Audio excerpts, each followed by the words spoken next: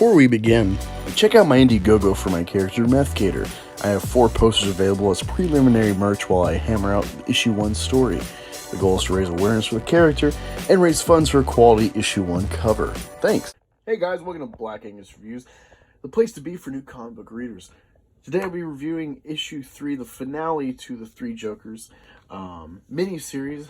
Who knows if this will be the end of this idea, where they'll go with it. Personally, off the bat, I think this is a good kind of just in. It's loosely open. I think they should leave it alone, but yeah, we'll see. Get your thoughts in the comments. So it starts the trio, Batgirl, Batman, and Red Hood, I was going to say Robin, are reviewing the main 3 that they're following, and then there's all these failed attempts of Jokers, and so they start figuring out, like, they're trying to make a better Joker and stuff, and there's this fight between Todd and Batman that, you know, he just won't put a bullet in his head, and, you know, because he can't, because it would compromise Batman's identity or whatnot, and, or turning Jason in for what he did, that would compromise him and Batgirl and stuff, and it's just selfishness what Todd surmises of Batman, and Batman, of course, like, you just don't get it, and he's like, you know, let's just move on, let's solve this case, let's work together, let's start over, and so go forward, and Todd thinks that Batman knows Joker's name, and Batman's like, no, I don't, and so they go forward. You end up in Blackgate. And Joe Chill, of course, at the end of book 2, was abducted from the hospital by the Jokers. And so he's like, I want to see his cell. And he starts investigating, looking around. And he finds letters to himself from Joe Chill that were never sent. And he's told to ask the Reverend about it.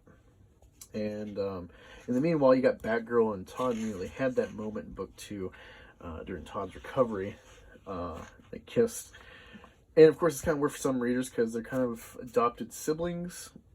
So you don't really think of them, besides maybe like Rule 34, you don't think of them as any kind of relationship, intimacy. But it's kind of lingering, at least in Todd's mind. And just like, yeah, whatever. We're thinking about this totally differently. And so Todd just kind of left hanging.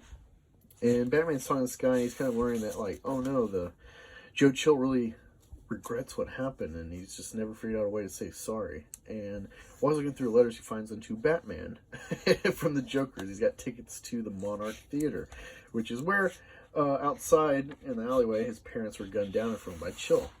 So we're getting to the core of Batman with this story, so it's kind of cool.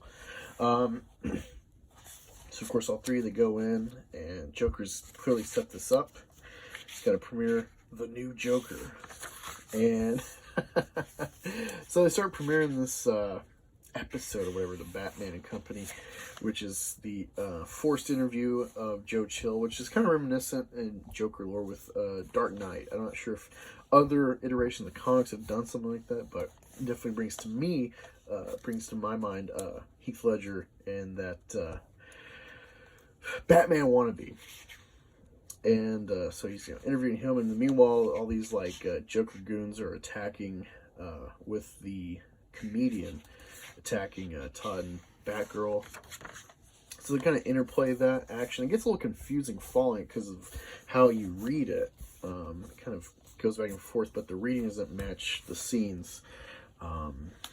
So it gets confusing. It could be a nitpick for some people. It was a problem for me.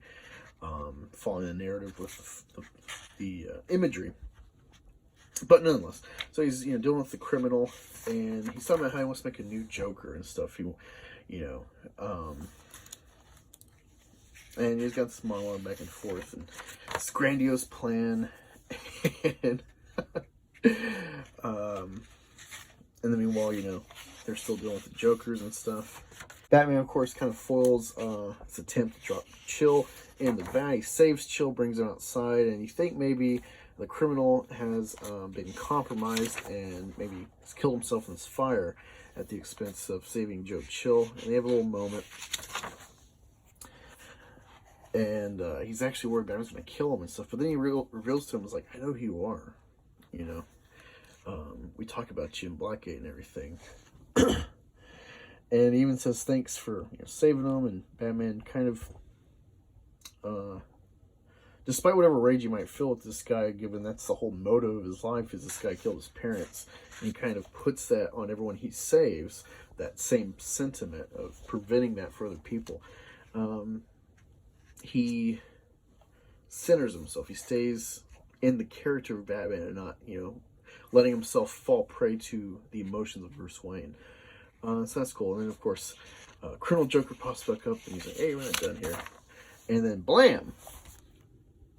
Comedian Joker kills the criminal. And it's like, Batman's like, what the hell is this? And so you get the real goal of Joker, of Criminal Joker. You assume is the real one, the original. And he's like, yeah, I set this up. The clown just liked causing chaos. And he talks about how it's so common, so juvenile, I guess. And the criminal has got like this, plan. He's, no fun. And so he used that to his advantage. And he's like, I just want to get people out of the way. And how crazy is it that, the guy who made you, Mr. Bruce Wayne, you end up forgiving and, coming to terms with. Now there's only me, and I'm nothing to you, and I'm everything.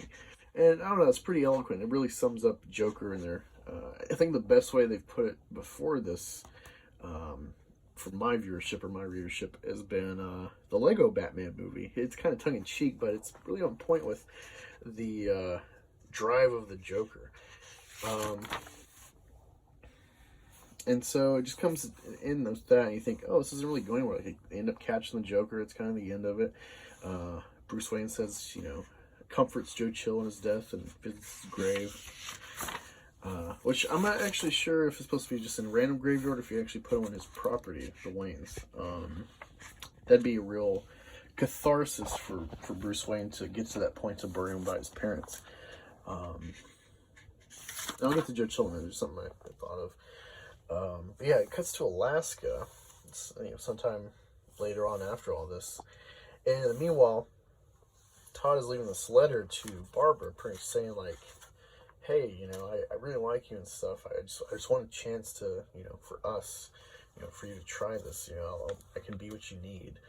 But, if you never mention this letter, whatever, I'll get it. And stuff. And he tapes on a door. And sadly,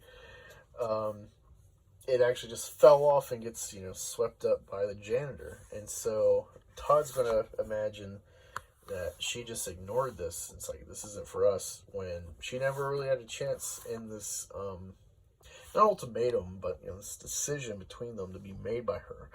And so it's a little sad because, it's like, poor guy, it's the girl of his dreams, I guess. And, especially with all the investment they've had with each other. And being clearly of the same kind of mindset and drive, there would be definitely some compatibility. How much, though, I don't know. Especially with him being, in Barbara's eyes, a murderer, or at least going beyond what their code is. I don't know. But then we cut, and Batman's talking about like how he knows who Joker was, and he knew a week after he met him. And you see like there's some setup that Joker's wife from Killing Joke was actually sent off to Alaska, and I assume Wayne has been funneling money or watching over, visiting or something. Like this just threw me off because from what I understand, the Mobius chair, Mobius in the Dark Side War, I haven't read it, but I've heard the synopsis. He's like, who's the Joker? And it's like, oh, there's 3 of them, and that's like, what? And so I've been waiting for 5 years for this story. And so that just throws a curveball. I was like, wait, if he knew this whole time, then what the hell was the answer in the Mobius chair? Was there more answers we didn't see? Or did he know, but then he's asking to, I guess, confirm? And I don't know, just to me, not being a deep DC guy with all that, universe lore, I'm thrown off by that. No, I haven't seen anyone comment about that thus far in discussions. Let me know if I'm getting that right or not. One thing that I just thought of, it wasn't like a big thing, but Joe Chill, the way he kind of views, he talks about like why he killed Martha and Thomas, and you know, that he was just, you know, he felt he's poor and they're rich, and it must be because they're rich that he's poor, and so he's just taking it out on them. It sounded very like, this isn't a political kind of comic at all. There's no real political subtext, but to me, I kind of read that in the current day and age. If we're watching this in the future, you'd be like, what is he talking about? But it's like, we're dealing with Antifa and BLM and stuff, looting and rioting and mass hysteria if things don't go their way. And it's a lot of like eat the rich mentality. And it just, I don't know. I saw a lot of like that juvenile perception of these movements kind of encapsulated in this fictitious character. Maybe you don't, I don't know. But yeah, overall, like that twist at the end with, was it Arthur Fleck? Is that his name?